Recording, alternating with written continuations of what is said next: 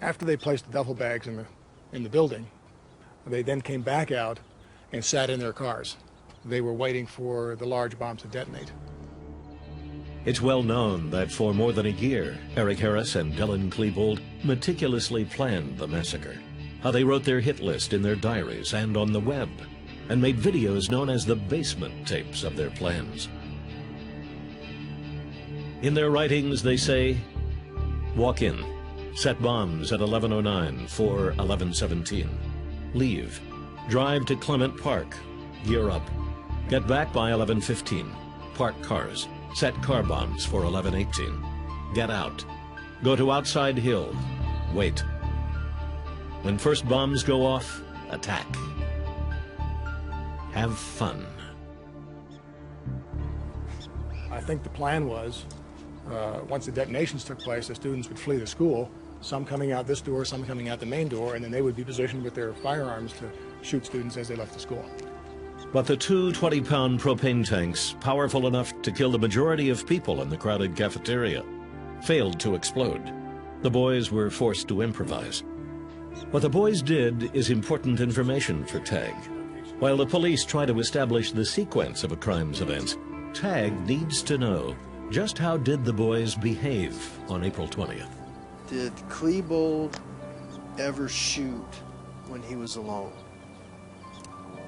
Around 11:19, the boys left their cars and eventually headed to the west entrance. Then the boys in black trench coats began shooting. Like scientists, TAG will combine information they learn from the field with information from the lab. Their lab work, though, is the data they'll collect from conducting interviews with as many people as possible. With well-informed yet open minds, they begin their questioning about the specific actions and behaviors of Eric Harris and Dylan Klebold on April 20th. I heard this pop, pop, pop, four in succession. And what is that? And looking out through the window, I saw Dylan standing there holding a gun. Dylan Klebold briefly entered the side entrance of the cafeteria, perhaps to check the status of the bombs in this duffel bag. Then Klebold joined Harris outside, near the entrance leading to the second floor where the library is. They sprayed the doors with gunfire.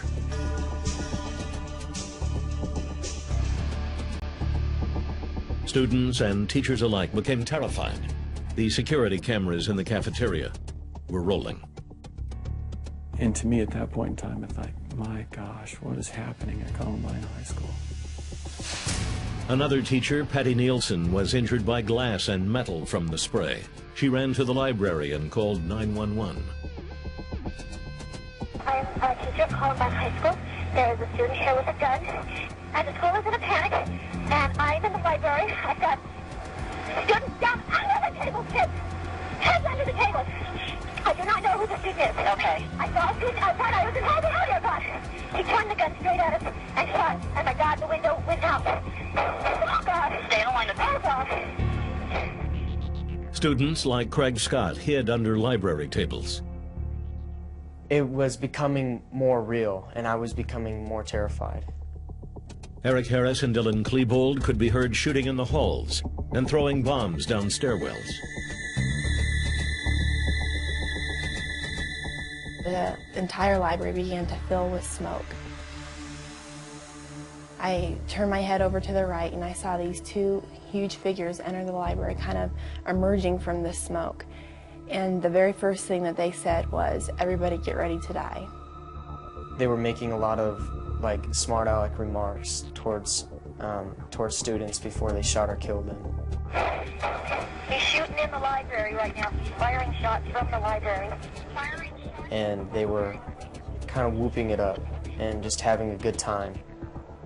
They used a very creepy, very calm tone of voice. Didn't detect any sense of nervousness or fear or anything like that. They went into the library very confidently. They headed back to the cafeteria. Eric even stopped to take a drink before moving on.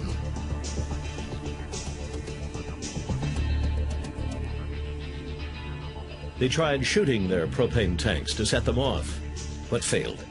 The smaller bombs Dillon threw did work.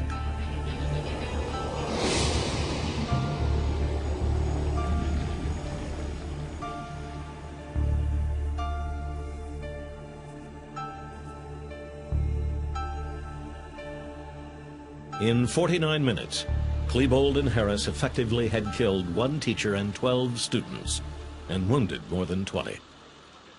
At 12:08, the boys killed themselves in the library, ending the massacre. But what can Tagg learn from Harris and Klebold's behavior on April 20th? It's almost like this vision of a kid who's been beaten up and who, by some fluke, accidentally gets the better of the person who's been tormenting him, pounding him and screaming, "Who's your daddy? Who's your daddy?" Like now I'm the power. That's the visual image that their behavior on that day. They enjoyed it. While the acts of that terrible day are significant, to Tagg, it's only one tiny piece of the puzzle to learn why it happened. Now they need to look further back. What events may have occurred in these boys' lives to cause them to think that this is a solution to whatever problems that they wanted to solve.